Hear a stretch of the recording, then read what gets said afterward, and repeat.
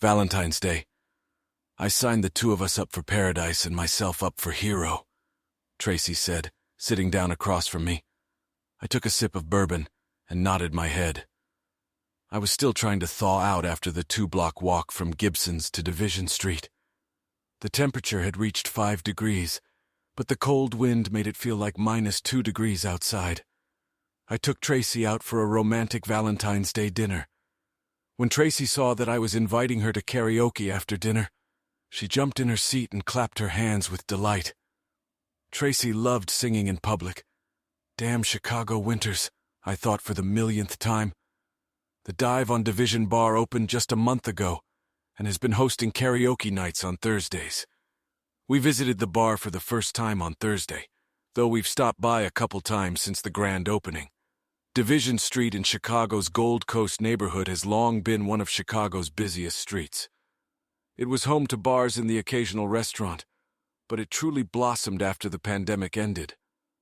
It was a lively alternative to the Viagra Triangle, the stretch of the Gold Coast where State Street, Wabash Avenue, and Rush Street converge, and long dominated by such notable establishments as Gibson's Steakhouse and Hugo's Frog Bar.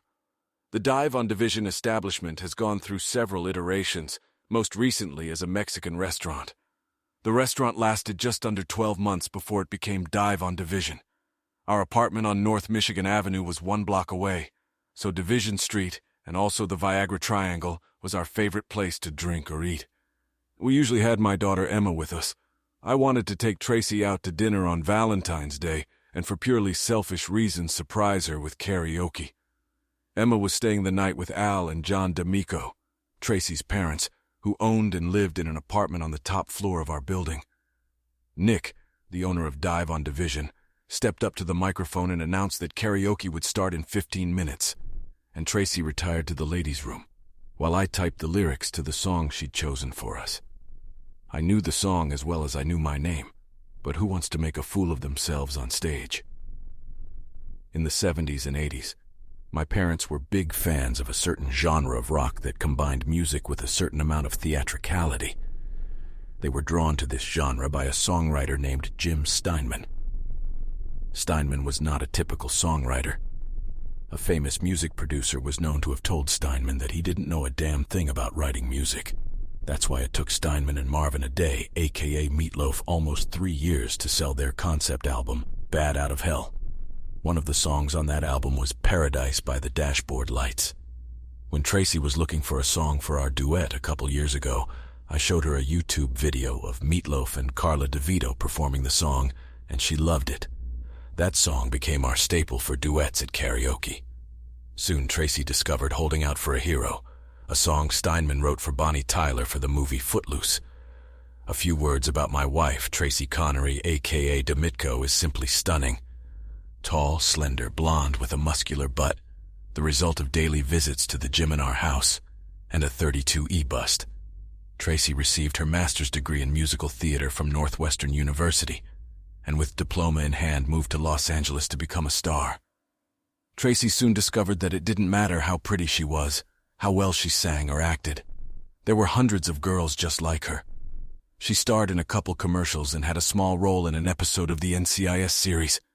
When she lost the role of dead prostitute, the Hash 2, not even a basic dead prostitute, in an episode of the Law and Order series, Tracy began to rethink her career aspirations.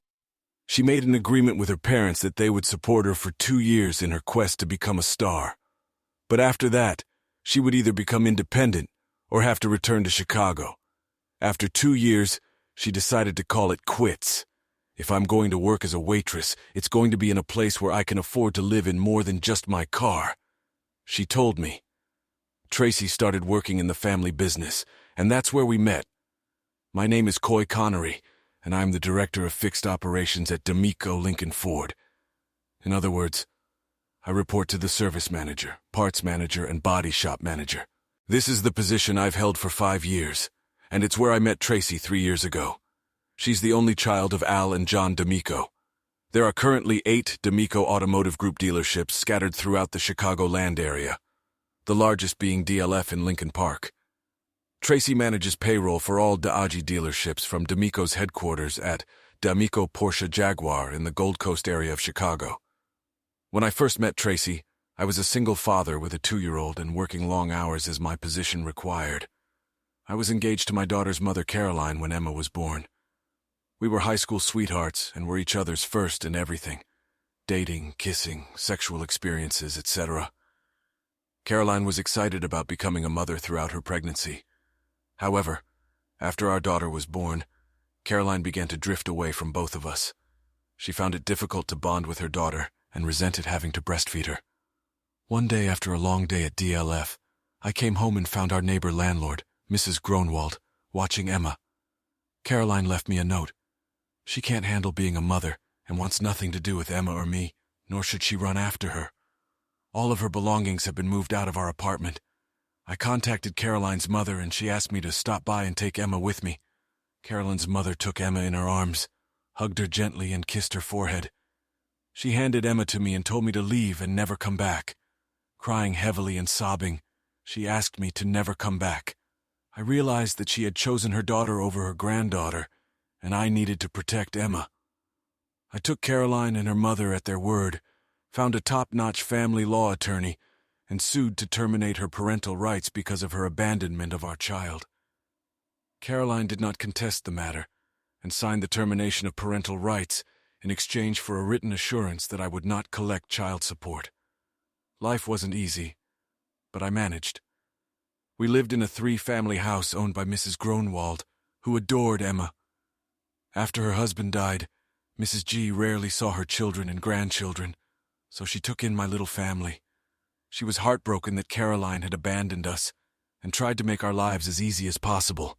Our rent was ridiculously low for the Logan Square area, plus Mrs. G insisted on babysitting Emma while I worked.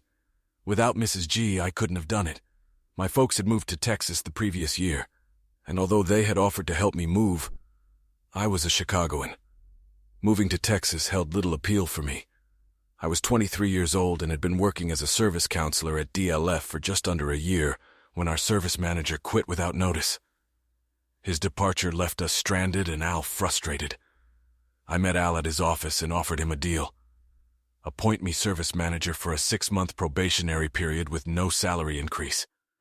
If I don't perform as well as the previous service manager, demote me, no big deal. But if I perform well, the position will become permanent, and the raise will be paid retroactively from the date of my promotion. The only thing I asked for was that the deal be between just the two of us. If the staff suspected I was a temp, they would have no respect for me. I would be done before I even started working. Al often said that shaking my hand on that deal was the smartest decision he'd made since he'd asked Jean to marry him. I was lucky that Al D'Amico saw something in me. Once I proved my worth, he gave me a lot of latitude in terms of time off from my daughter. In return, I grew his service business in DLF to the point where we became large enough for me to move from service manager to service director and director of fixed operations. We were the largest Ford and Lincoln dealership in the Midwest, and our service department was ranked #1 in the country for service. I had a great staff of service advisors, mechanics, bodybuilders and women, and supervisors working for me. I encouraged union participation and paid above the union scale. Al wasn't thrilled about that part, but the results spoke for themselves. We were a fine-tuned machine. At the time of our drama with Caroline, Tracy was trying to make it in Hollywood. When it was over and she returned to Chicago, Emma was 2 years old. Thanks to my salary at DLF, we lived comfortably. Mrs. G watched her during the day, and since our service department was closed on weekends, that left us plenty of father-daughter bonding time. I loved Emma more than life, and her smile and happiness were what I lived for. Before she moved to California, I knew Al had a daughter named Tracy, but she never came to our dealership, so I had no contact with her. When she first walked into the DLF service department, there was an immediate mutual attraction between us. I asked Tracy out to lunch, and we immediately knew there could be something between us. On our third date, we walked past a bar in Wrigleyville that had a sign on the sidewalk that read, "Karaoke tonight." Tracy pulled me inside. She quickly filled out a couple pieces of paper and handed them to the bar employee who ran the karaoke. I grinned and filled out and handed the slip over as well. "What are you singing?" asked Tracy. "The song," I replied with a laugh as Tracy rolled her eyes. When Tracy was called up to the impromptu stage, she sang an old Cher song, Believe, and she sang it just beautifully. I knew she could sing and was trying to make it in Hollywood, but I had no idea she was so talented. When Tracy returned to our table, it looked like her nipples were trying to break free of her sweater. She leaned over and kissed me, running her tongue over my lips, and smiled at me. "Speaking in front of an audience kind of turns me on," she whispered. I was called on stage next, and I sang the classic Chris Isaak song, Wicked Game. Tracy and I never talked about it, but both of my parents were good singers. My dad was a vocalist in a garage band in college, and my mom was in choir in high school and college. I wasn't the best singer in Chicago, but I was pretty good and could sing in a lower register, and then immediately hit the high notes that Wicked Game demanded. When I sat down at our table after the song ended, Tracy was breathing heavily and her eyes were dilated. She grabbed my hand and practically dragged me from the bar without even waiting for her second song. When the cab dropped us off at my house, she watched impatiently as I fumbled with the keys to unlock the door. Once inside, she threw herself into my arms, kissing me and wrapping her legs around me as I made my way to the bedroom. The smell of her arousal was overwhelming. When I pulled her skirt up over her hips to remove her panties, I saw that they were soaked through the small triangle of thong. I'd had a few girlfriends since Caroline left me, but nothing could compare to making love to Tracy. Even though I was soaking wet, her sheath was tied around me. Our first time was frantic and rushed, but satisfying nonetheless. Her moans turned to screams as she orgasmed, and she orgasmed often and easily. It was unlike any experience I'd ever had in my life. We made love 3 more times before midnight. When Tracy fell asleep, she would roll over so that her head was resting on my shoulder and her leg was thrown over mine.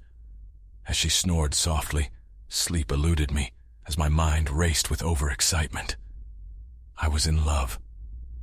The next morning, we left early so I could drop Tracy off at her house and give her a chance to shower and change. Before we left, I stopped by Mrs. G's first-floor apartment to see Emma while Tracy waited in the car. "I almost called the police last night," said Mrs. G. "Why? What happened?" I asked in alarm. "I hadn't heard anything last night. Looks like a couple of street cats have been at it all night," she replied with a smirk as I blushed with embarrassment. Ever since Caroline left, Mrs. G had been keeping me on my toes, demanding I find a good woman. We dated for 3 months before I introduced her to Emma. She was immediately attracted to Tracy, and Tracy, for her part, adored Emma. Blonde-haired, blue-eyed, and destined to become a beautiful woman, Emma could pass for Tracy's daughter. Indeed, most people automatically mistook Tracy for Emma's mother, and Tracy never bothered to correct them. Al D'Amico was thrilled that I wanted to marry Tracy. I asked his permission, of course, and he couldn't give it fast enough. Tracy was Al's only child, as his older brother had been killed in a carjacking in Cicero a few years ago. He had no children, so the future of D'Amico Automotive depended on Tracy's fate. With me as his husband, Al knew his family's legacy was in good hands. It was very timely because Mrs. G had suffered a stroke from which she never recovered. Her children jumped in to dispose of her property and let me know that they would double my rent. Emma and I moved into Tracy's apartment and were married shortly thereafter. Tracy and I were in our 3rd year of marriage, and we started talking about giving Emma a baby sister. We decided that Tracy needed to have her IUD removed and start trying for real. Today, on Valentine's Day, we went out for the first time since making that decision. We were the 4th singers to be called to the bar for karaoke. The music started playing and the lyrics started scrolling. Though I knew them as well as I knew my name, I remember every little thing. It's like it just happened yesterday. Parking lot by the lake, and there wasn't a single car in sight. And I've never had a girlfriend. You look better than you did before, and all the kids at school. That night they dreamed of being in my shoes. And now our bodies are so close and tight. Never felt so good, never felt so right. And we shine like metal on a knife edge, sparkling like metal on a knife point. Come on, hold on tight, come on, hold on tight. Though it is cold and lonely in the deep dark night, I can see heaven by the light on the dashboard. Tracy had seen enough videos of Meathead and Carla DeVito to understand the moves. She knew when to turn her back to me, knew when to stand apart with her arms crossed with an annoyed look and when to stand back to back with me. I sang my parts well. For karaoke, my performance was more than decent. Tracy rocked out and got the crowd on their feet. A few singers later, it was her turn again. She performed the song, holding out for a hero, and brought the crowd to their feet again. After she sat down for a break, I went to the bathroom. When I returned, the stranger was sitting in my chair, leaning over Tracy. Since the table was a two-seater, I froze in an awkward position for a second before Tracy realized I had returned. The stranger stood up and held out his hand. "Coy, this is Rick Riker. He has a band and he asked me to join." I looked at Riker and wasn't impressed with what I saw. Long hair, tight jeans with a wide leather belt. He had leather straps on each wrist and a long scarf wrapped loosely around his neck. He looked to be in his early 40s, tanned, and his hair was blonde with a streak of graying. If he wanted to look like an aging rock star, he had succeeded. "Hi, Coy. I'm glad to meet you. You did a great job." His smile seemed friendly, and he expressed genuine enthusiasm for my performance. "Thanks, but we know who the real star in our family is." "What band is that?" Rick took an empty chair from the 4 tabletops, having asked permission beforehand. Kudos to him for that, and sat down. "I am the founder and lead singer of a local band called The Meltdown. We mainly perform at festivals, corporate events, and weddings. Our typical set list includes a lot of AC/DC, Guns N' Roses, and so on.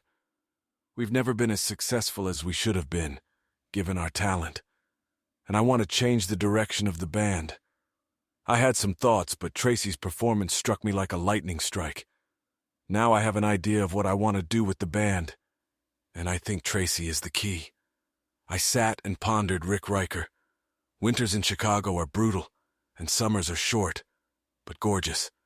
At the end of May, festivals begin in various neighborhoods and suburbs. Live music, beer and wine, art, and lots of other things for sale. A typical festival starts on Friday and ends on Sunday. There will be live music on at least one stage on Friday night, all day Saturday, and until 6 p.m. or so on Sunday night.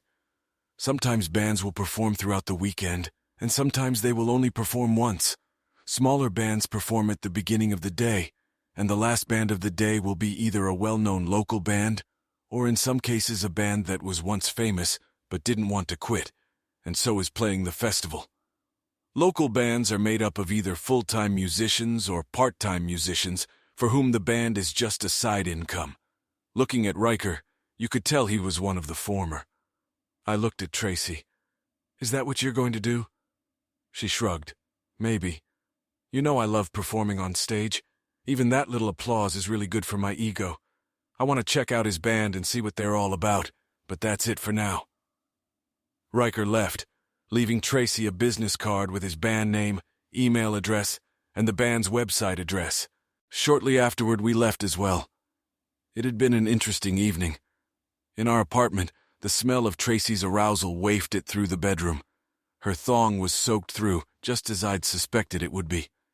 It had been a very good Valentine's night.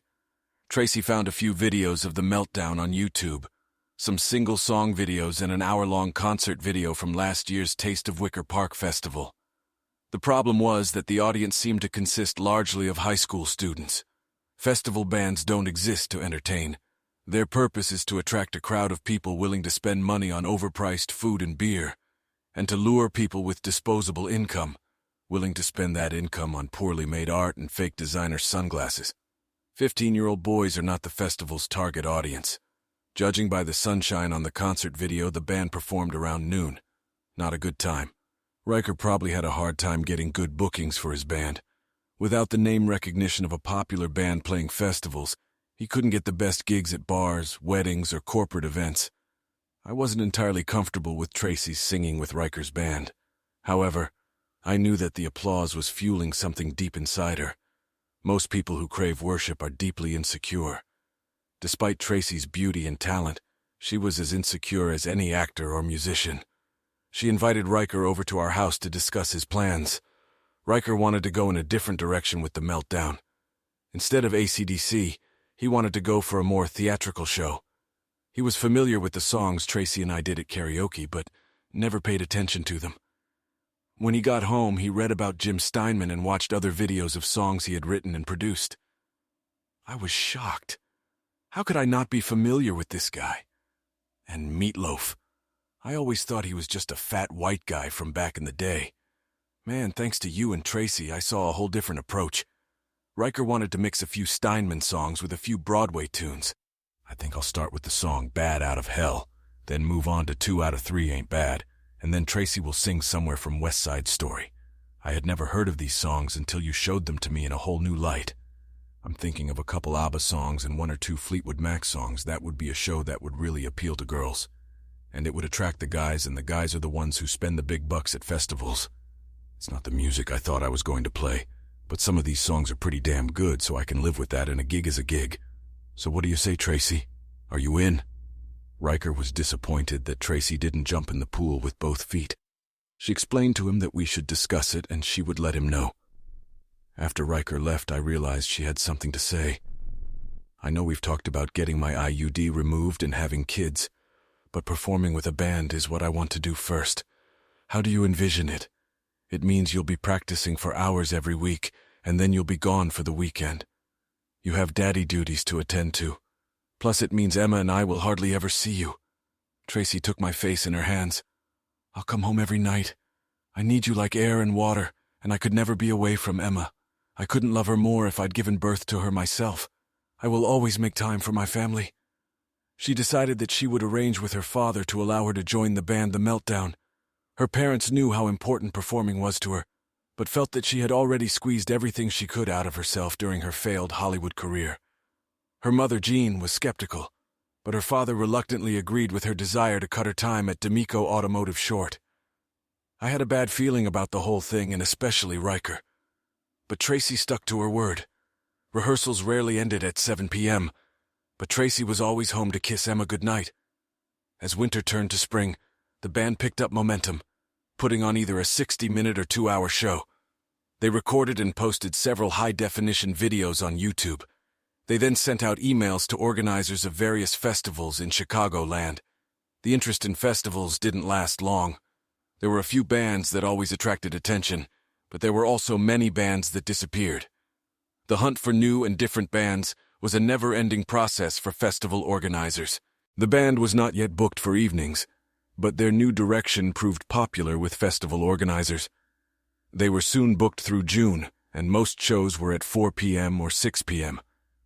Not as good as the coveted 8 p.m. slot, but much better than noon. The Meltdown Festival was held every Saturday and Sunday. Some weeks they performed at the same festival on both days, but more often than not, they performed at different festivals on different days. In June, they only had one Friday night show. They could only do 2 shows on Friday night at 6 p.m. and 8 p.m. They were able to book one show at 6 p.m., but could not book any shows at 8 p.m. Nevertheless, things were looking up for the band. By mid-June, the band The Meltdown had become a household name. Teenage boys were leaving in droves, but women in their 20s and 40s suddenly had a new favorite festival band. It was the 3rd weekend in June when Riker got the call that they were moving on to the next step. The organizers of Taste of Wrigleyville informed him that they needed an artist for 8 p.m. Saturday. Curtis Glow and the Sugarcane Gang, a predominantly white group that performs old-school hip-hop, had to cancel the show because of the unfortunate arrest of Robert Van Dyne, a.k.a. Curtis Glow, for insider trading at his regular job at J.P. Morgan. The Meltdown was on fire that night, and the crowd in Wrigleyville was ecstatic. It wasn't just people from up north who were in attendance. That weekend was the annual Metro Series between the Sox and Cubs. People from all over the Chicagoland area, as well as Wisconsin and Indiana, gathered around Wrigley Field. But the really important next step came after their performance. 2 organizers of Milwaukee's Summerfest Festival were in attendance, saw the Meltdown perform, and were impressed enough with the band to offer them a pair of seats at the latest Summerfest concert series July 4th. 8. Suddenly Tracy had everything she could ever want and need. All it would cost her was her marriage. Emma and I went to the first few Meltdown shows of festival season, but festivals are no place for a 6-year-old. There was nowhere to sit, so everyone stood. There was very little family entertainment, so we spent most of our time walking from tent to tent. Emma got a free stress ball from a cell phone provider and a free bottle opener from a water filtration company. Then she moved on to some really bad work by people whose parents had obviously lied to them for years about them being talented. She was bored, and frankly, so was I. As the time for the Meltdown's performance approached, we took seats near the stage to watch Tracy perform. It was obvious that she was in her element when she was on stage. But it was strange and a little awkward to see her singing Paradise by the dashboard lights with someone else. It had been our song for several years, and she had a certain routine she adhered to when singing her part. It was awkward to see her standing with her arms crossed in mock annoyance at Riker, or standing back to back with him singing a duet. I wasn't sure how I felt about this play. Despite my feelings, as much as she enjoyed watching her stepmother perform, Emma didn't like going to festivals. After 2 festivals, we stopped going there. I explained that it was too much for Emma and Tracy, though disappointed understood. The band continued to rehearse on weekdays, constantly tweaking their set list and adding new songs. As the Meltdown continued to gain popularity, Tracy seemed to drift away from Emma and me. It wasn't noticeable at first. At first, Tracy would drop to her knees at the sight of Emma and hug her tightly. Now she squats down and just gives a quick hug. Several times I noticed a sad expression on Emma's face. Tracy also seemed less affectionate with me and more careful with her cell phone.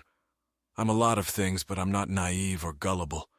Tracy was probably cheating on me, and I knew that if she was, our marriage was over. I did what any concerned husband would do. I hired a private investigator. Lisa Larson was a family law attorney I met with. She recommended that we involve her husband Paul in the investigation before we started any legal action. Paul served for several years in U.S. Army intelligence, doing both human-human intelligence or traditional espionage and SIGINT, signals intelligence or electronic intelligence, he said. After retiring with the rank of warrant officer, what he called CW4, he went into business for himself. He mostly handled industrial espionage cases, but since his wife specialized in family law, he occasionally ran errands for her as well. Paul had followed Tracy from rehearsal to her house several times and hadn't noticed anything unusual. He had beacons as well as a voice recorder hidden in her car. We arranged a time to send an attachment to Tracy's cell phone, which I was able to open while she slept. It took quite a while to unlock the facial recognition system, and I was about to give up when Tracy mumbled something in her sleep and opened her eyes for a split second. I held her phone at just the right angle for it to unlock. I hoped she wouldn't remember that I was standing over her when she woke up in the morning. I managed to open an email that downloaded software that records all of Tracy's conversations, her messages, emails, and tracks all of the websites she visits. I had some doubts about what I was doing.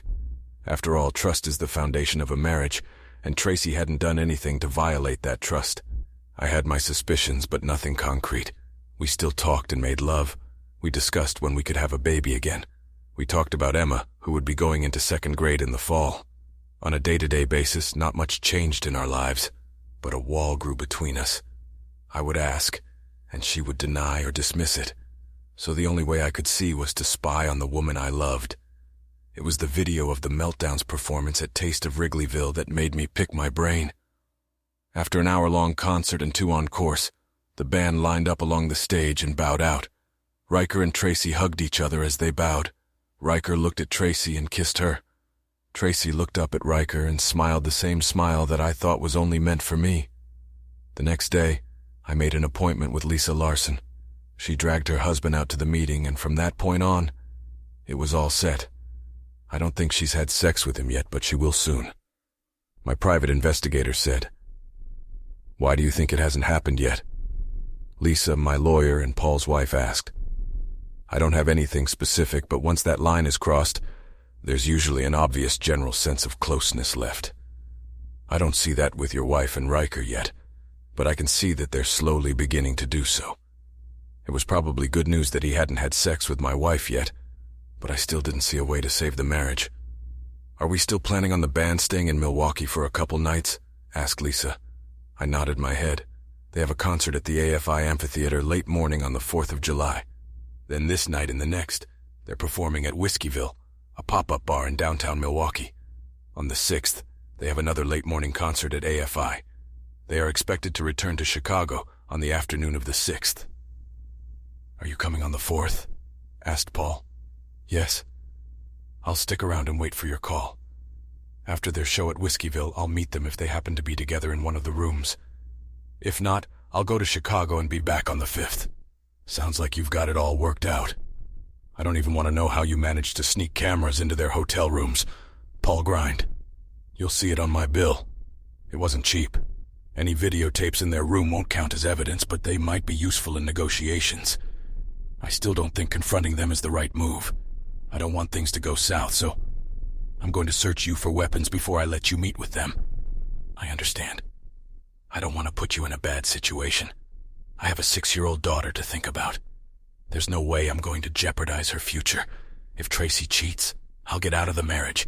If not, we have a lot of work to do in marriage counseling.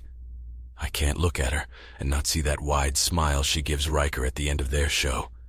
Tracy was on top of the world. The band The Meltdown had just performed in front of tens of thousands of people.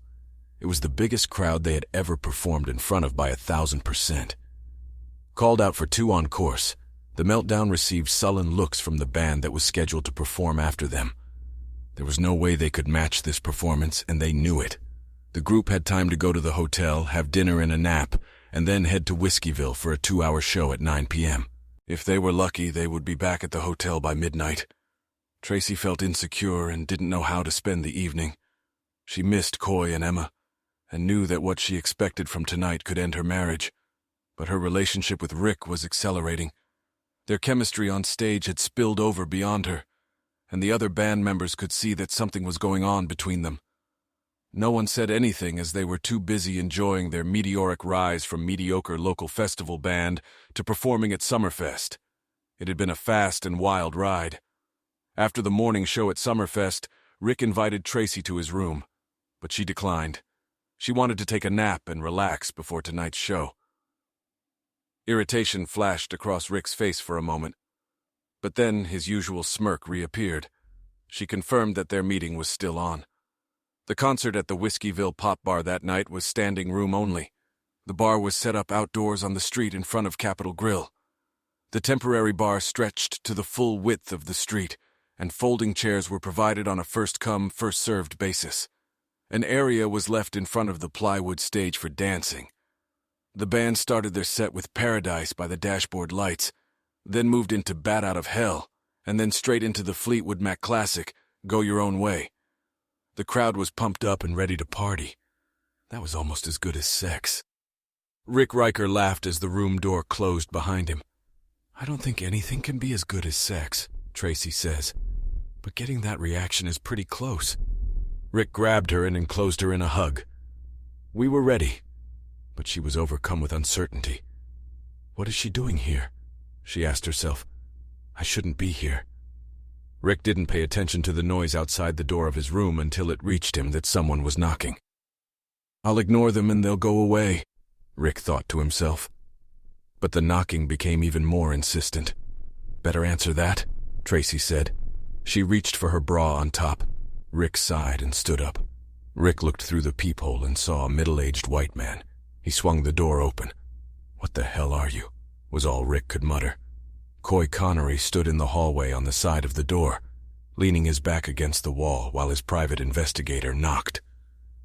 As soon as the door opened, he squeezed inside past Rick, interrupting his angry question.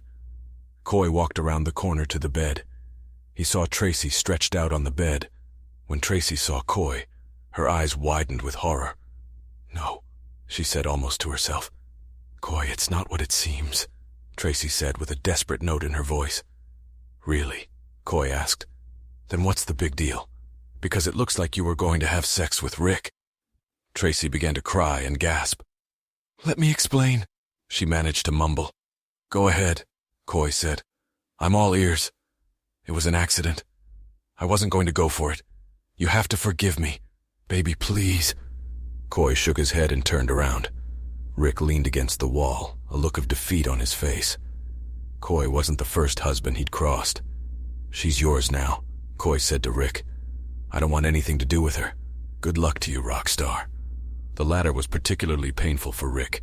He'd been trying to succeed in music for decades. With one sarcastic remark, Coy made Rick look like a wannabe. Paul nodded to Coy, leaving the room and closing the door behind him. "Are you okay?" "Hell no. But I will. What were we talking about?" Paul nodded his head. He had a leather strap with metal hooks on both ends. One hook went around the doorknob and the other hooked into the door frame. That way the door could not be opened from the inside. That would give Coy a few extra minutes and prevent Tracy from trying to chase him. If, of course, she wanted to at all.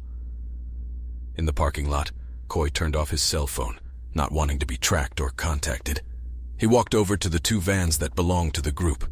He pulled a pair of side cutters out of his back pocket and cut the stems off all 8 tires, then got in his car to drive back to Chicago. He exhaled deeply. "Damn," he shouted into the windshield. I picked up Emma from the neighbors and started packing when we got home. Luckily, Al and Jean were spending the night in Milwaukee tonight, so I didn't have to see them. I knew they were in Whiskeyville. I purposely stayed away from the bar and relatives, not wanting Tracy to know I was in town. If she was going to end up in Riker's room, or he in her room, I wasn't going to get in their way. I pulled out all the suitcases and packed almost everything Emma and I owned. The plan was for me to spend the night in a hotel and meet with Lisa Larson in the morning to give her the green light to file the divorce papers. The last act in Chicago would be something I dreaded almost as much as divorcing Tracy, meeting my father-in-law. I still had an American Express card in my name only, from back when I was single, so Tracy had no way to track me that way. We had a joint checking account for paying bills, into which we both deposited a certain amount of money each month. I was picking up half of that amount. Our house was a gift to Tracy from her parents when she moved to Chicago from California. Tracy was free to take it. I left only a few of my belongings in the house, but nothing that couldn't be easily replaced. I ended the evening by sending an email to Emma's school, letting them know that an emergency had arisen, and I would have to take Emma out of town. Tracy was listed as having full access to Emma and her records, but she had never officially adopted Emma. Tracy and I had discussed the matter, and Tracy really wanted to adopt Emma. We decided to wait until we had a child together, and then Tracy would adopt Emma. Thank goodness I didn't blow it off, I thought.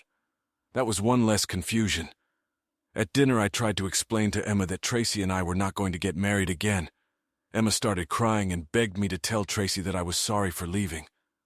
How do you explain infidelity to a child? Eventually, she calmed down, but as a father, I hated to hear my daughter crying for the only mother she had ever known. I spent a restless night and finally fell asleep for a few hours.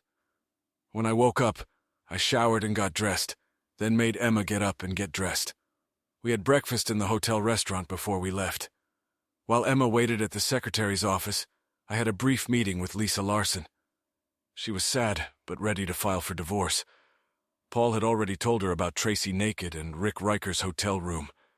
Lisa said she would keep me informed and let me use her computer to type and print a letter for Al. My next stop was to visit D'Amico Porsche Jaguar, the headquarters of D'Amico Automotive Group. Coy, what the hell is going on? I've been calling you all morning. Tracy is at my house in hysterics. Al was red and angry. I could see he was in daddy bear mode this morning. He was protective of his little girl and ready to destroy anyone who hurt her. That's something you need to discuss with her, I said. I'm only here to give you this. I put the envelope on Al's desk. Al looked at the envelope as if it were a coiled snake ready to lunge at him if he reached for it. What's that? Said Al. He was suddenly very curious as to why I was in his office. Just read it, Al, I said. Al reached into the envelope and pulled out a letter. It was short, barely a paragraph. Effective today, I am stepping down as Director of Fixed Operations for D'Amico Lincoln Ford. It has been an honor and privilege to work for the D'Amico family. Al shook his head. No, it couldn't be. This was a disaster. Losing his son-in-law, who was also his best employee. The man who was the future of D'Amico Automotive. Tears came to Al's eyes. Coy, son, whatever it is, we can fix it. We can get through this. We're family. Not anymore, Al. I love you and Jean. Hell, I still love Tracy. But in time, we'll all treat it differently. We're going to leave Chicago. I don't know exactly where we're going, but Illinois is done. I turned to leave. I'll miss your family, I said as I walked out of Al's office. Tracy shouted Al D'Amico walking through the front door of their apartment. Tracy's car was parked in the driveway, so he knew she was there. Tracy, Ellen, a Connery. Get your ass over here right now, roared Al. Jean ran into the living room. She had never seen Al so agitated. What's going on, Al? Why are you yelling? Where's your daughter? Shouted Al. I'm here, Daddy, she said as she slowly entered the room. His daughter looked just awful. Her eyes were red and puffy from crying, and her hair was a mess. At any other time, Al would have felt sorry for her. Tell me what happened between you and Coy, Al demanded. Tracy sobbed. Coy saw something he took the wrong way and took offense at me. He said he was going to divorce me. What did he see? Growled Al ominously. It's okay, Dad. He's got it all wrong. Where did this happen? And you better not lie to me. It was at the Marriott Hotel in Milwaukee, Tracy muttered. In your room? Asked Al. Tracy shook her head, refusing. She'd never been good at lying to her father, and she couldn't start now. Whose room? Asked Al. Rick's, Tracy said in a voice barely above a whisper. You slept with him. No, Daddy. I promise I never slept with him. What were you wearing when Coy saw you? Asked Al. Panties, Tracy said quietly. Your husband found you in another man's hotel room, and you were naked except for a pair of panties. Is that the crux of the matter? Tracy nodded her head and tears ran down her cheeks. Oh, baby, John said. How could you do that to your husband? John looked her husband in the eye. Looks like Coy stopped him just in time. How can we fix this? We can't, Al stated emphatically. Of course we can. I know they love each other. They can get through this. We'll help them. Coy came to me this morning and tendered his resignation. Al held out Coy's resignation letter to Jean. She turned pale as she read it. Poor Coy, she said. She loved Coy like a son, and Emma was absolutely delighted. She adored the little girl. The thought of never seeing Coy or Emma again made Jean sit up and sob like her daughter. It's a lot worse than you think, Al said. Jean and Tracy looked at Al. How could it be worse? Of Diag's 8 dealerships, 6 of them are virtually breaking even, and 1 of them is losing money every month.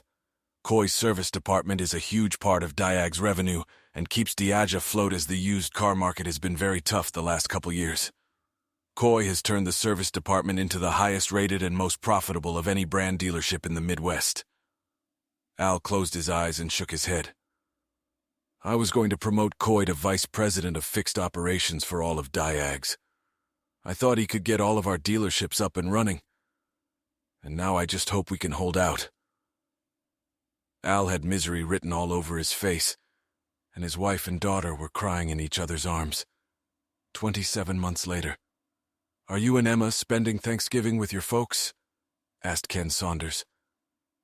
It was the Wednesday before Thanksgiving, and we stood in the parking lot and chatted before heading home for the day. I had been working at Bullard Motors for a little over 2 years after leaving Chicago. Emma and I traveled to Texas to stay with my parents. 4 years ago, they had moved to Franklin Farms, a gated community for people over 55 with a golf course east of Dallas, Texas. The pandemic changed a lot of things for a lot of people. My father had worked for the same company for 30 years, and when COVID broke out, his whole company switched to telecommuting. It was a new experience for him, but he adapted quickly. Dad had always been tech-savvy, so he easily navigated the tools and systems needed to work remotely. When faced with the choice of staying remote or coming into the office every day, he chose to stay remote. This allowed them to pick up stakes and move where they wanted to go. They chose Franklin Farms. Dad was an avid golfer, and Mom was in the pickleball, joined a women's club, and did volunteer work.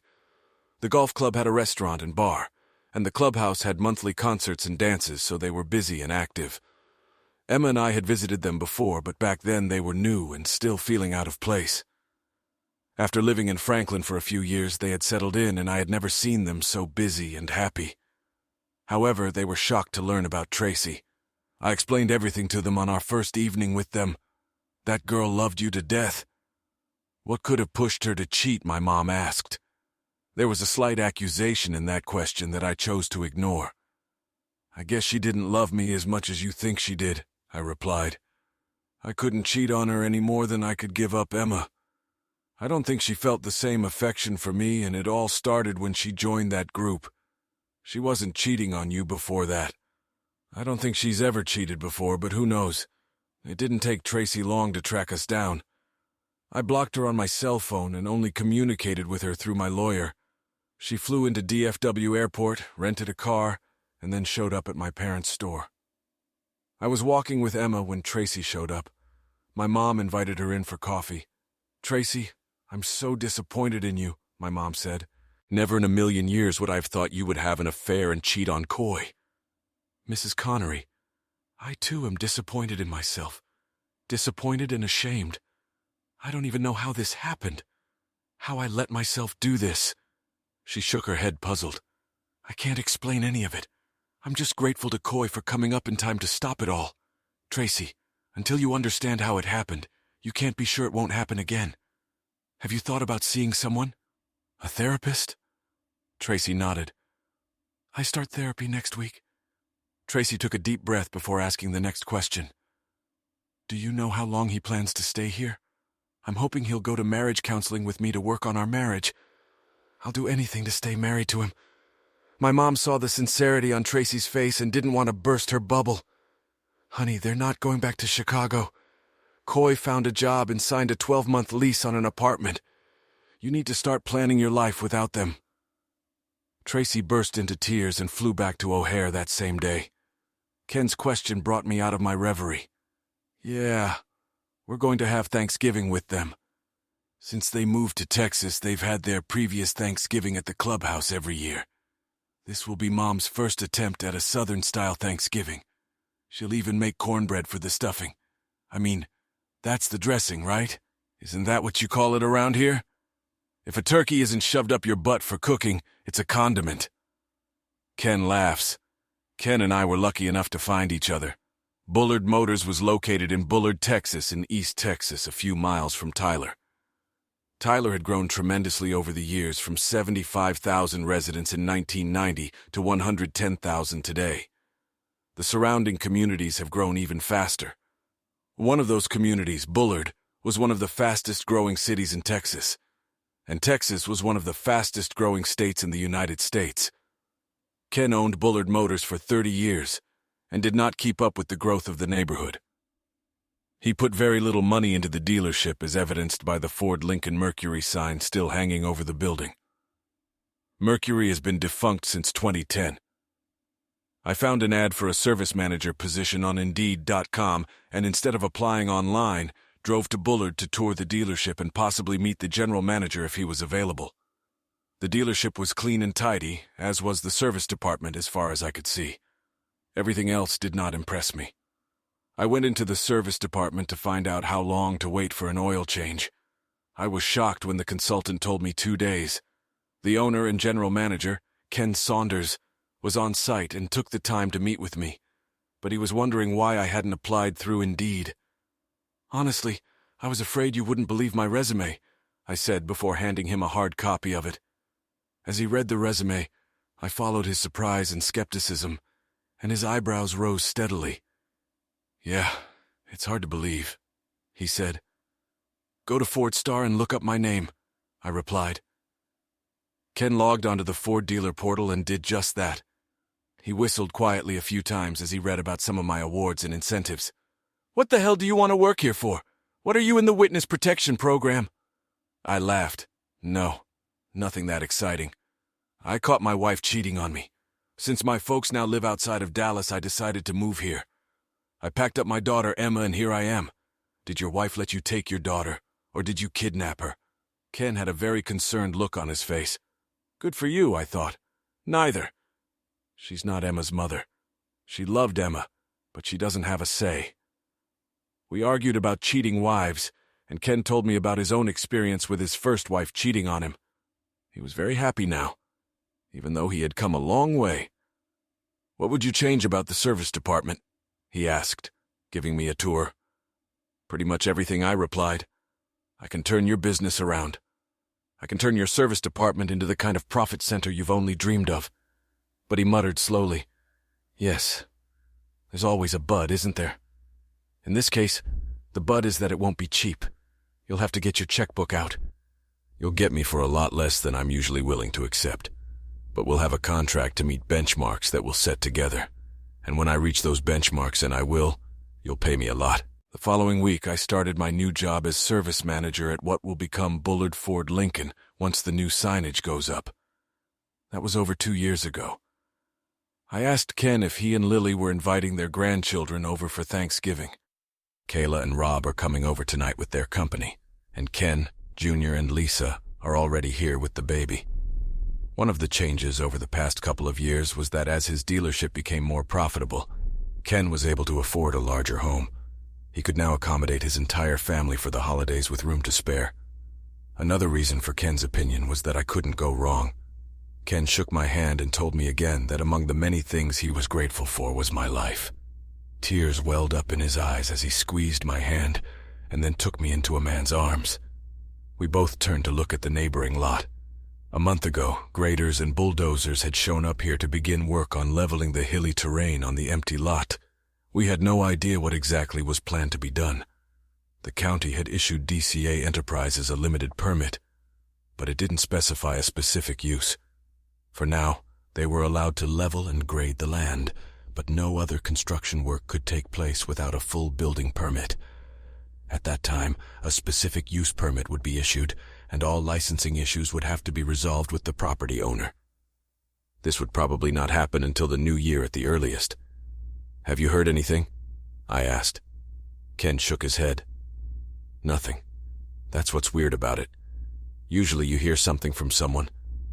It makes me realize it's probably not Hooters or a strip club." I laughed at this one. Hooters next door to the dealership will be a bargain when it comes time to recruit auto techs. Thanksgiving went well for Connery. My mom's first attempt at making corn chowder turned out great, even if it was a little dry. The turkey was moist and flavorful, and everything was going great until the doorbell rang in the evening. Emma had already been put to bed, and we 3 adults were chatting while watching It's a Wonderful Life on TV. My father opened the door and then returned with visitors. Alan Jean D'Ameco. "Hi, everyone.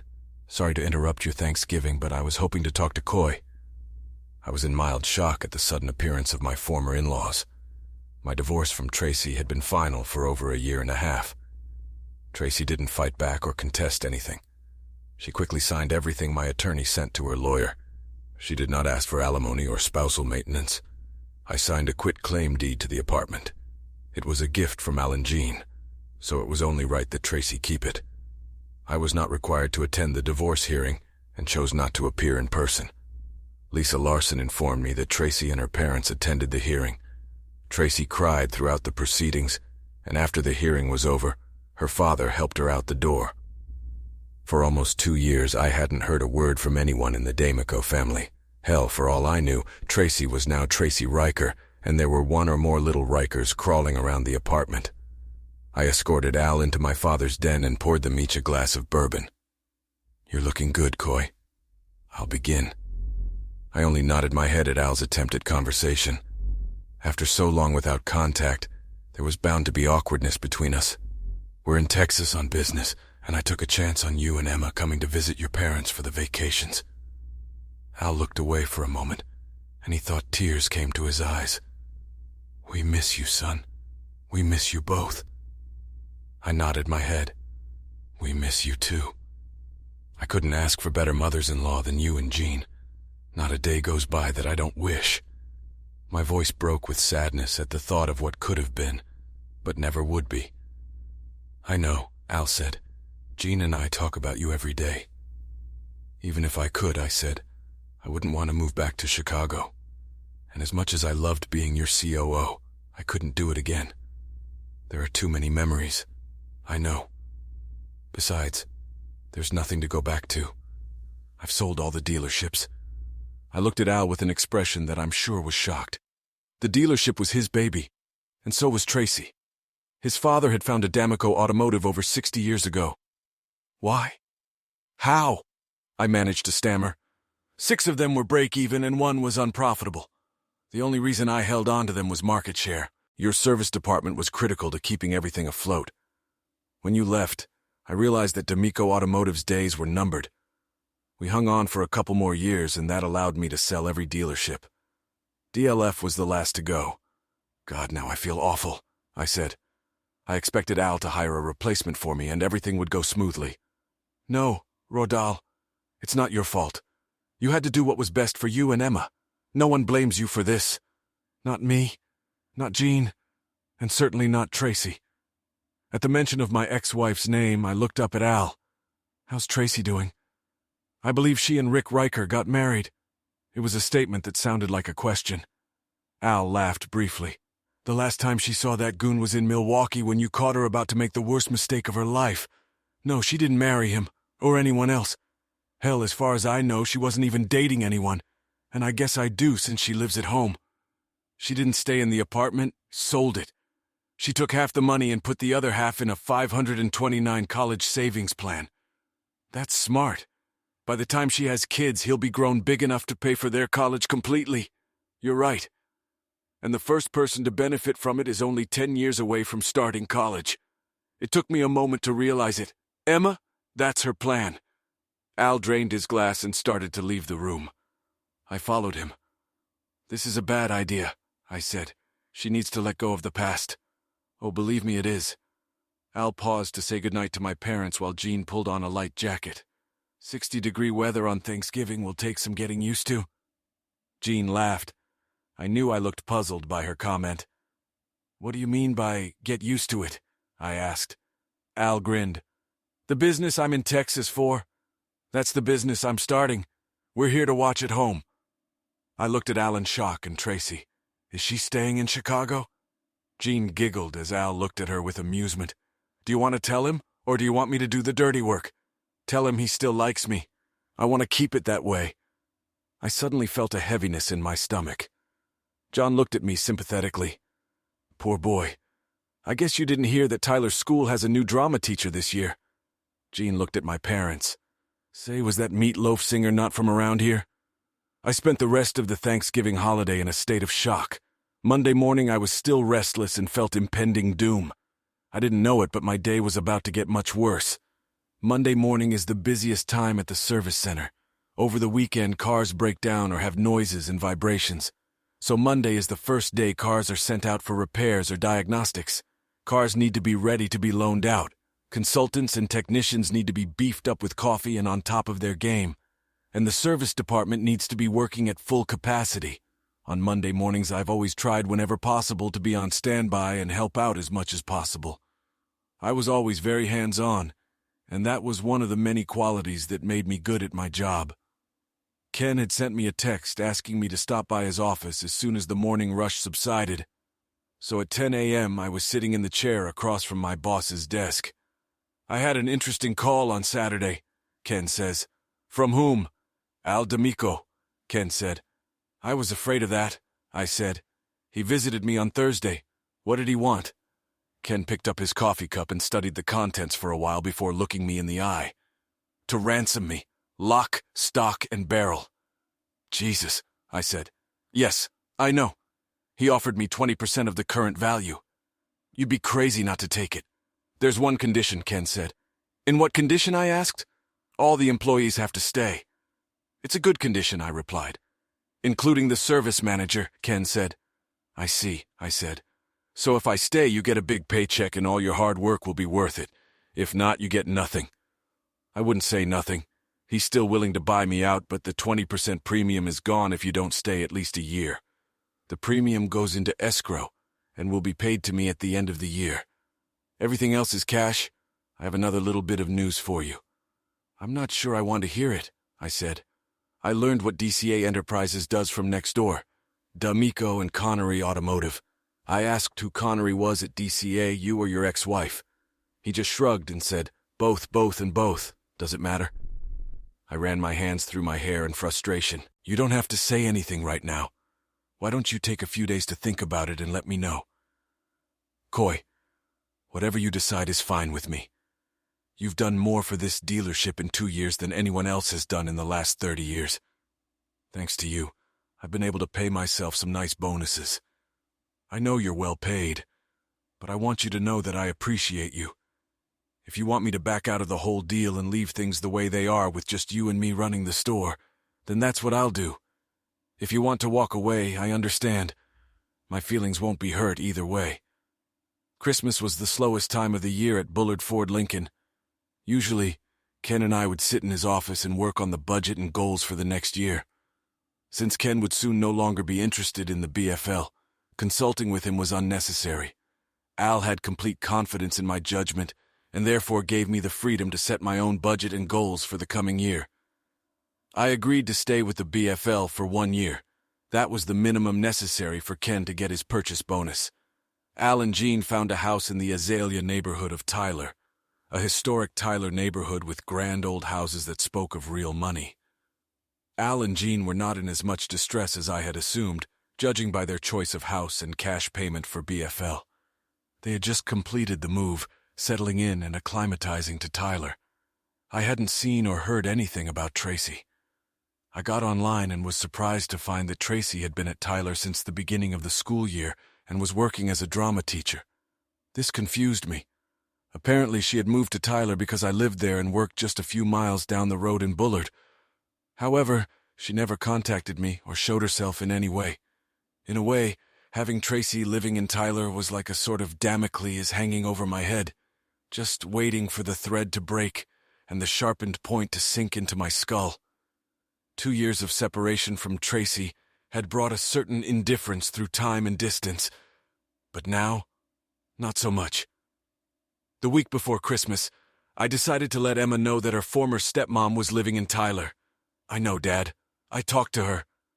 At those words, my eyes bulged. When? Where? What did she tell you? A few weeks ago, the middle school put on a show for us in the auditorium. I talked to her then. She hugged me and said she missed me. She said she did something bad to you, and that's why she couldn't be with us.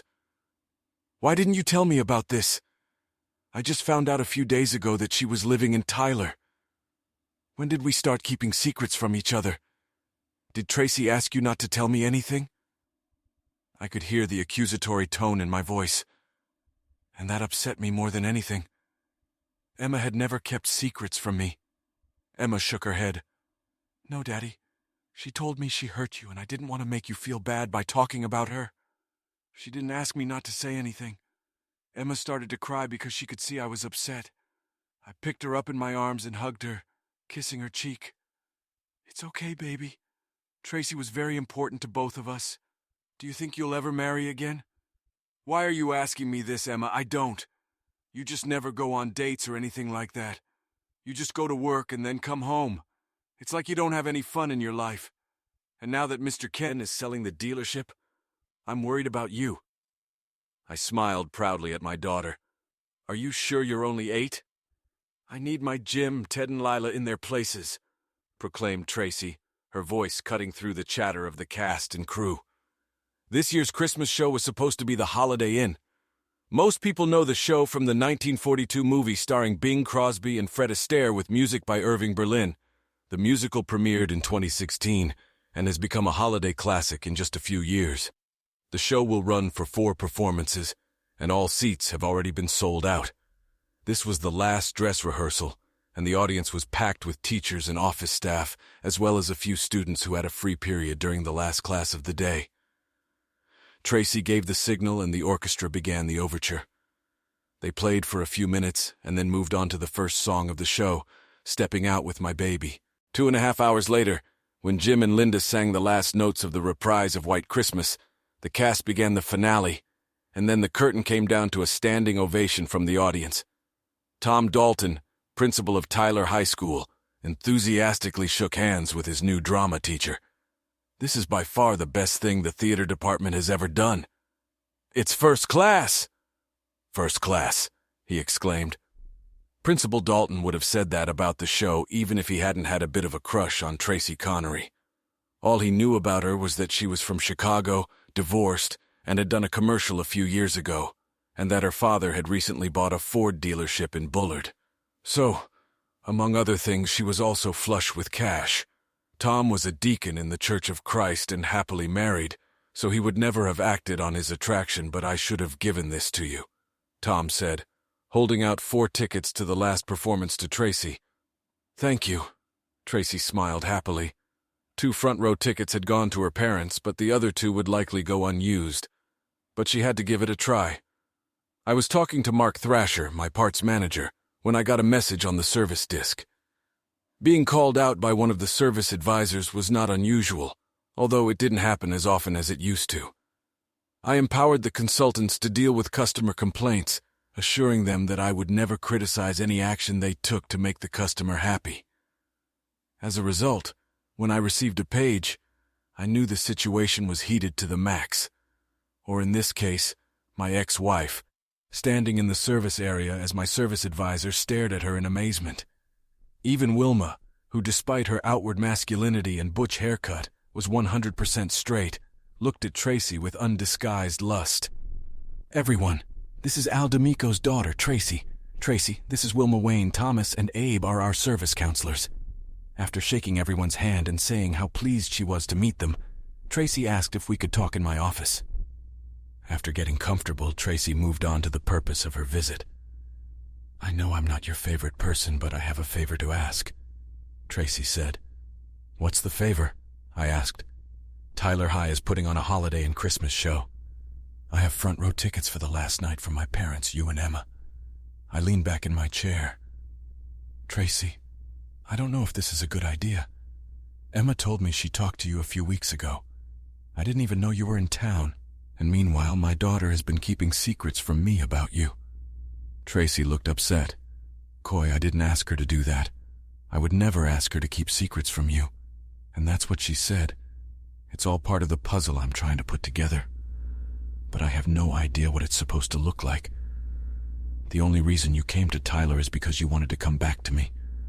The only reason your father bought the Bullard Ford was to help you get back to me. You've been living here for a few months now, and this is the first time you've come to me. You have a goal, and I know it's to get back to me, but I can't figure out how you're going to accomplish that goal. Ignoring me for months. Tracy, what the hell is going on?" Tracy smiled radiantly. "Coy, you know I love you. I've loved nothing but you since the first time I saw you. Marriage to you was the best part of my life, and I ruined it. Yeah. No one else. If you hadn't interrupted us, I would have slept with that absolute waste of space. But I didn't. I had over 2 years of therapy to figure out what happened and what led up to that night. I would have loved to sit down and talk with my therapist about everything I've been able to figure out. But we'll have to do that another time, because I don't think the service manager's office at the Ford dealership is the right place to have that conversation." Tracy pulled the tickets out of her purse and placed them on my desk. "All 4 performances are sold out, so if you don't want to use them, please give them to someone else. But I really hope to see you and Emma there." With those words, Tracy smiled at me, stood up, and walked out of my office in the service department. As soon as Emma saw Al and Jean, she rushed to them and scurried away. I'll pick her up and hugged her tightly, and Jean wrapped her arms around both of them. They were all 3 crying with joy, and I felt a lump in my throat. Damn her, I thought for the millionth time. She took that away from them. This time, however, I couldn't summon the same anger in me as I had in the past. "We're so glad you decided to come," John said. "I didn't think you were coming, but Al and Tracy said you'd be here. I provided this to Emma. She found some Holiday Inn videos that were recorded at the Drury Lane Theater in Oak Brook, Illinois. After watching them, there was no doubt in our minds that we were coming. She even picked out a new dress for tonight. She looks beautiful." "You should be proud of her, Coy," Jean said, thinking, "That stupid daughter of mine. How could she pull something like that?" Emma sat mesmerized throughout the entire performance. It was the first time she had ever seen a musical performed live. When the actors took their bows, she jumped up and down and clapped with delight. When the actors called Tracy to come forward to take a bow, the audience went wild. The new drama teacher glowed as she bowed. Her gaze fell on Emma in the front row, and suddenly her glow rose to 11. She smiled beautifully, and tears rolled down her cheeks as the curtain fell. "We're going to Dakota's," Al said, as the audience began to leave the auditorium. "Please come with us. I appreciate your offer, Al, but it's getting late, and Emma is tired." "You should ask me if I'm tired," Emma said grumpily, crossing her arms in front of her. "I've never been to the Dakota." Truth be told, neither have I. It was Tyler's most expensive steakhouse, and the prices there were no lower than at Jean and Giorgetti's in Chicago. "Come on, Coy," Jean said. "Don't make the old lady beg." I laughed. "I'll meet you there." Jean grabbed Coy by the sleeve and looked at me intently. "You promise? You promise you'll come?" I smiled at my former mother-in-law. "We'll be there. I promise." The Dakota was crowded as it was a Saturday night during the Christmas holidays, and our company had no reservations. I didn't know how he did it, but back in Chicago I'd seen Al pull the same rabbit out of his hat more than once. Me, Emma, Jean, and Tracy went to the bar to order cocktails, while Al checked in at the front desk. I knew Al would have a seat at a table within 15-20 minutes, and I was not disappointed. "Tracy, thank you for having us. It was amazing. It was as good as anything we've seen in town." I felt awkward after that statement. I didn't want to talk about the time Tracy and I got married, but it came out on its own. "That was so great, Mo." "Tracy?" Emma caught herself before she could call Tracy Mom. "Excuse me," Tracy said suddenly, standing up and heading quickly toward the restroom. She seemed to have tears in her eyes. When Tracy and I were married, Emma referred to Tracy as Mom in conversation with her. It made sense. Her own mother had abandoned her when she was very young and never addressed her. Tracy had married me when Emma was only 3 years old, so she was the only mother Emma had ever known. But after we moved to Tyler, we agreed that we would address Tracy as Tracy instead of Mom. "Emma, let's go see how my daughter is doing," Jean said. She pushed back Emma's chair and they walked toward the restroom. "Maybe this wasn't the best idea," I said. Al looked at me in surprise. "Really?"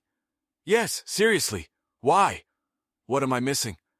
Tracy still considers herself Emma's mother. It is heartbreakingly painful for her not to be in her life. Every now and then events happen that trigger an emotional response in her like what happened now. I'll tell you what was the worst. We were driving from Chicago to Springfield because I had business in the state capital. We were listening to an old radio station and an old Meatloaf song came on that you two were singing. Paradise by the Dashboard Lights, I think it's called. Anyway, that song came on and Tracy had trouble breathing. The next thing I knew, she had her hands over her ears, rocking back and forth and yelling, "Turn it off!" I couldn't change the channel fast enough. I turned the car around and all the way to Chicago, we listened to classical music. Al grinned bitterly. I was going to offer a contract to DLF for government car maintenance. But it was more important to me to get my daughter home. And then she went to treatment? Al snorted. That was after a year of therapy. She gets upset when she hears any song she did with that band, The Meltdown. But this particular song, she told me it was your song, yours and hers, and then she sang it on stage with that asshole. She manages to hide it pretty well, but the guilt can be unbearable. Al took a sip of his martini and set the glass on the floor. "Look, I know you think she moved here to get you back, and that everything we're doing is helping her. But it isn't. Her being in the same town as you has been good for her. You didn't even know she lived in Tyler. I hope you can be at least a friend to her. But if it doesn't work for you, then so be it. It won't affect our working relationship in any way." At that moment the ladies returned, smiling and laughing. Tracy was carrying Emma, who looked at her with adoration. "Oh, hell," I thought to myself. "We're spending Christmas with Al and Jean," my mom said. "What are you doing?" I asked in bewilderment. "You have excellent hearing, so if you're asking me to repeat what I said, it's to buy time and make a smart remark to your elderly mother. So now that I've given you time to think about something, hit me with it." 54 is not old age," I muttered. "Never mind," she said. "So what time are you coming over to Al and Jean's?" "We weren't invited," I said. "But you and Dad will have fun, okay?" It was 2 days before Christmas, and Emma and I were watching a Christmas movie on Netflix when the doorbell rang. I opened the door and saw Tracy standing there. I stepped aside so my ex-wife could enter. The house had an open floor plan, so the living room and kitchen were one large room. As she quickly looked around the room, I figured Tracy would be looking for traces of our marriage, but I'd left everything in Chicago. There was a flicker of sadness on her face, and then she turned to face me and smiled again. "Can I offer you something to drink? A glass of wine?" She smiled at me and then at Emma, No, I can't stay. I came to invite you over for Christmas. That's very nice of you, but we were just going to sit here and bake cinnamon rolls and open presents. Tracy looked confused. Since my parents were spending Christmas with her family, I guess it hadn't occurred to her that I might decline her invitation. Emma didn't like my answer either. Please, Daddy, I want to go. If you don't want to go, I can go myself. I closed my eyes and exhaled. Then I looked at my daughter and smiled. Sure, we can go, baby. Emma clapped her hands excitedly, and Tracy looked at me with obvious gratitude. Come over around 5 p.m. on Christmas Eve for dinner. We'll have cocktails afterward and then go to the service. We'll sleep in on Christmas Eve and then we'll get up and bake cinnamon rolls and open presents. Tracy's smile lit up the room. It's going to be a wonderful Christmas. I'll have to go. Sleep tight so the bedbugs don't bite. Oh, Daddy, Emma said in faint desperation. I'm not too. I closed the door once again, wishing Emma a good night. It was actually a very pleasant Christmas Eve. Jean and my mom made a traditional Texas Christmas dinner of tamales, free jewels, and rice. My mom had learned how to make authentic Mexican food in one of the cooking classes at Franklin Farms, so the tamales were made from scratch. I found them to be very tasty. We had a couple glasses of single malt whiskey from Al's wine cabinet before walking a couple blocks to the First Presbyterian Church for the 730 service. The Christmas Eve service was called Moravian Love Feast. It consisted of a scone, punch, and him singing.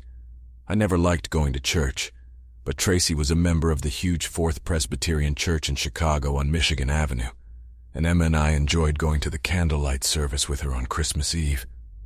The First Presbyterian Church of Tyler was not as impressive as the Fourth Presbyterian Church of Chicago, but it was nice. After the church service, we went back to the Domko house and I put Emma to bed. Can we talk? Tracy asked. I knew it was coming. Sure, let me get my jacket. We walked in silence for a few minutes, looking at the brightly decorated houses in the historic district. You know I still love you, don't you? Asked Tracy. I know you believe that, I replied. Don't you think I still love you? Asked Tracy. I don't think anyone who truly loves another person would cheat on them. I think every bit of intimacy you achieved with Riker came at the cost of equal distance between us. To be naked in his hotel room, I think you had to give up all your love for me. Otherwise you couldn't cheat. And now you don't love me anymore, Tracy said sadly. No, I still love you. I guess I always will, but you can't forgive me. I don't know, Tracy. Maybe I could if I really wanted to, but I'm not sure I want to. I can still see you in his room. You were naked except for your panties. Do you remember that? I remember this. I'm ashamed of myself. Maybe yes, maybe no. I have no way of knowing. But here's what I do know. I know how you feel when you sing on stage in front of a crowd. You're on fire. You want to be pounded into a mattress. You want it hard and fast, and you don't care who hears you scream. When I walked into that hotel room, you were leaning back on the bed, leaning on your elbows, and you were topless, and your nipples were very hard. Your legs were hanging over the bed, kind of spread apart. Do you remember what kind of panties you were wearing? Tracy nodded her head. Tears streamed on her face, and I could see her reliving that horrible night. She was wearing the emerald honey burdette set I'd given her for our anniversary. I've seen you in that emerald thong, and I know how turned on you get after a performance. In my mind's eye, I can see that thong soaked through and stuck to your cunt. I can smell your arousal filling that hotel room. God knows I've smelled that odor in my nostrils often enough. I can imagine how horny you were for him, waiting for him with your legs spread and your wet thong. So tell me, how do I overcome this? How do I get this image out of my head? How do I get this odor out of my nostrils? I stopped and looked at Tracy. Her eyes were wide with horror and she shook her head. No, it wasn't like that. It wasn't like that. We silently turned to walk back to her parents' house as she continued to shake her head and repeat to herself, No. Breakfast the next morning passed in silence. Everyone knew that Tracy and Coy had gone for a walk last night, and apparently it had not gone well, for Tracy looked sad and depressed when they returned to the house. The next morning the gifts were quickly unwrapped and spread out among the cars. Everyone hugged except Coy and Tracy, who avoided each other. Coy and Emma were the first to leave, followed by Coy's parents. Tracy retired to her room. There was a somber atmosphere in the house. Her parents could hear her crying, and at one point wailing. They looked helplessly at each other. They were questioning the advisability of moving to Texas. I thought it was a bad idea, but Tracy decided she would move anyway. Jean wanted to be there to support her daughter. Now they were here. They had a big house in Tyler, Texas, and now he owned a car dealership that he didn't want or need. Gee, the day after Christmas, Tracy met with her parents. I know you tried to be there for me while I was ruining my life. I appreciate that.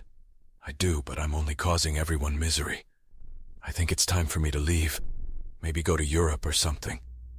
John gasped in shock. Her father, on the other hand, only rolled his eyes. Well, that's the stupidest thing I've ever heard, Al said. You've had 2 years to deal with this shit and you couldn't. So the first time you have a heart-to-heart talk and he doesn't get down on his knee and ask you to remarry, you're going to throw in the towel? Al shook his head and looked at Jean. Who was it? Who was Tracy's father? John looked at her husband in confusion. I'm serious. Someone other than me has to be her father because no child of mine would give up that easily. You're supposed to be messing with me and I want to know who it was. Jean rolled her eyes. You've got me figured out. It was Larry, the guy from the package room in the condo building. Wait, Larry, the fat guy with the lazy eye? His eye wasn't so lazy, if you know what I mean. No, I have no idea. What does that even mean? His eye wasn't that lazy? Tracy watched her parents play. She realized they were joking. Her mother had never cheated on her husband. No, only she could cheat on her husband, not her mother. Al and Jean saw their daughter going through some thoughts in her head. Then Tracy looked at them with a slightly devious smile. I have an idea. It was New Year's Eve, and Shooters had a festive atmosphere. Shooters is a golf-themed sports bar and grill that had autographed posters of famous PGA golfers Shooter McGavin hanging all over the building. On normal evenings, the place was crowded. Today, however, it was packed to the elbow. Our little group was lucky. Al had a table reserved. None of our families were going to New Year's Eve parties. Instead, we went to Shooters. Everyone except Tracy, who was still not feeling well, and Emma, who stayed the night with a high school friend whose Church of Christ parents weren't going to stay up late to celebrate the coming of another sinful year. I thought Emma's friend was a cutie, but her parents were a couple of tools. Karaoke. Is that why you brought me here? For karaoke? You know how I feel about karaoke. We're here because I was given a free pass to this place for tonight with a reserved table. You can't get anywhere else. It's New Year's Eve. It's 63 degrees outside, and every bar and restaurant in Tyler is packed to the gills. If we want to celebrate New Year's Eve, it's either that or booze at our house. I'm voting for here. My folks joined in. I rolled my eyes. Okay, whatever. We had to endure many agonizing versions of Sweet Caroline. Keep your hands to yourself and friends in low places. That's the thing about karaoke. Everyone sings the same dozen or so songs and usually very badly. I looked at my watch, trying to figure out how to get out of this situation. We endured the cruel mockery of our eardrums for about 90 minutes when the familiar synthesizer intro to an old Bonnie Tyler song began. Then the singer began. Where have all the good people gone? Where are all the gods? Where's a street-smart Hercules to fight the rising odds? Isn't there a white knight on a fiery horse? Late at night I toss him turn, and I dream of what I need. I need a hero. I'm waiting for the hero for the rest of the night. He must be strong, and it has to be fast, and he must be fresh from the fight. I need a hero. I'm waiting for a hero until the wee hours of the morning. He has to be sure, and it has to happen soon, and it has to be larger than life. Larger than life. I looked at my parents and former parents-in-law who were avoiding my gaze by looking up, down and around anywhere and everywhere, but in my direction. When Tracy finished the song and the crowd broke into applause, several people knew who she was because of the popularity of the school musical. This further solidified her in their eyes. When the song ended, Tracy addressed the audience. A few years ago when I lived in Chicago, we used to sing karaoke with my husband a lot. There was one song we sang together. Then I was asked to join a band. Those of you who know who I am may not know this, but I am a born entertainer. I love performing in front of an audience and entertaining them. I love the applause and I love being the center of attention.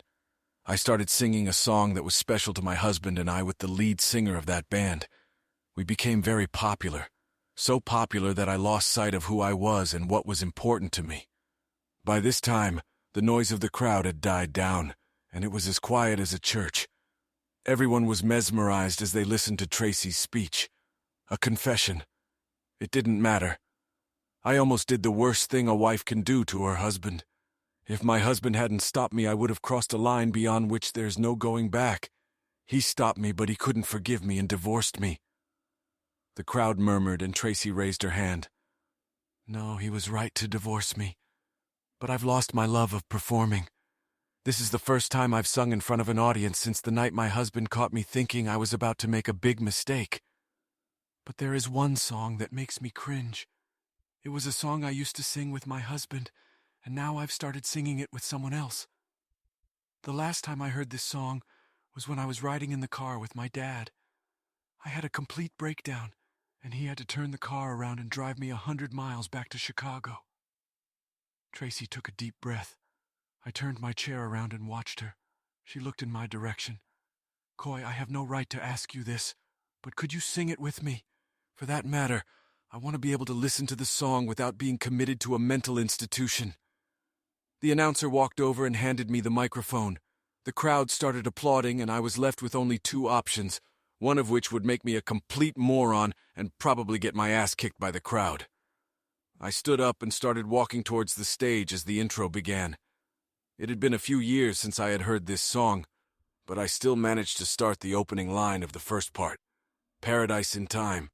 I remember every little thing. It's like it just happened yesterday. Parking lot by the lake, and there wasn't a single car in sight. And I've never had a girlfriend. You look better than you did before. And all the kids at school, that night they dreamed of being in my shoes. And now our bodies are so close and tight. Never felt so good, never felt so right. And we shine like metal on a knife edge, glittering like metal on a knife point. Come on, hold on tight. Come on, hold on tight. Tracy joined me in the next stanza, which was sung at a slower tempo. Though it is cold and lonely in the deep, dark night, I can see heaven by the light on the dashboard. Then I moved on to the next verse. No doubt about it, we were doubly blessed. After all, we were barely 17. And we were barely dressed, no doubt about it. The toddler has to go and yell about it. No doubt about it. We were doubly blessed. After all, we were barely 17. And we were barely dressed. That night at Shooter's Bar and Grill, Tracy and I sang that song with more passion than ever before. Maybe it was contained emotion. Maybe it was a contained desire. I don't know what it was. But when we got to the second part, baseball broadcast, where I got to take on Phil Rizzuto's famous voice, Tracy was out of breath. I could smell her arousal. Her scent hung in the air. Her scent hung in the air at the Shooter. But it wasn't in Riker's hotel room despite my mind trying to convince me otherwise. When the third part, Stop Right There, began, a wild, almost feral look appeared in Tracy's eyes.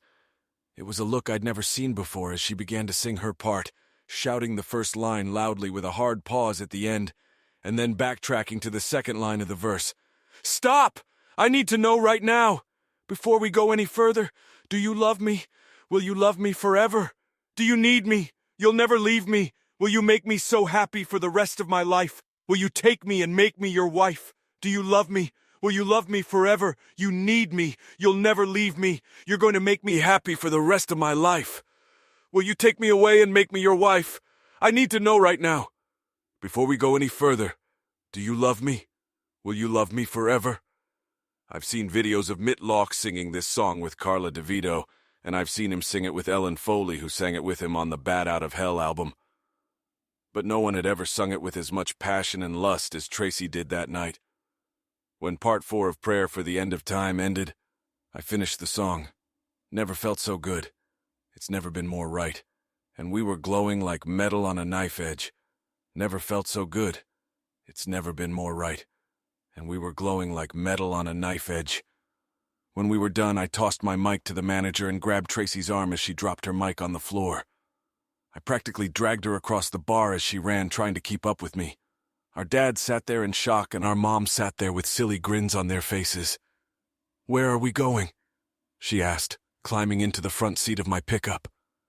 "My house," I growled, hitting the start button. Tracy nodded. She reached under her skirt, pulled her panties down her legs, and held them out to me. They were a light blue thong, and they were soaking wet. No, the thongs in the hotel room in Milwaukee had never been like this. This one was slippery and shiny from her moisture. I brought them up to my face and inhaled her scent. "Can't this truck go any faster?" asked Tracy. When Emma came home from her sleepover, she wasn't surprised to see Tracy eating breakfast and wearing one of my t-shirts. "Did you know I was set up?" I asked my daughter. "We promised we would have no secrets. No one told me anything. But I had a premonition. I didn't think she'd give up so easily. She didn't move to Texas to lay down and die." I just shook my head. It was hard to believe she was only 8. "I'm really glad you're here. Good job, Daddy. And you too." Her voice broke off at the implicit question. I rolled my eyes. "You can say it." "You too, Mom?" Emma said with a huge smile. Tracy knelt down and hugged Emma tightly. "We're going to take our time," I said later. Emma went to bed, and Tracy and I enjoyed a few more rounds of lovemaking. It had been almost 3 years for each of us. I expected Tracy to be flowing over the next few days. "Definitely," she said, nodding her head in agreement. Very slowly. I just looked at her. "You think you're going to move in with us today, don't you?" Tracy nodded her head cheerfully. "While you were in the shower, I called my mom to pack a suitcase for me.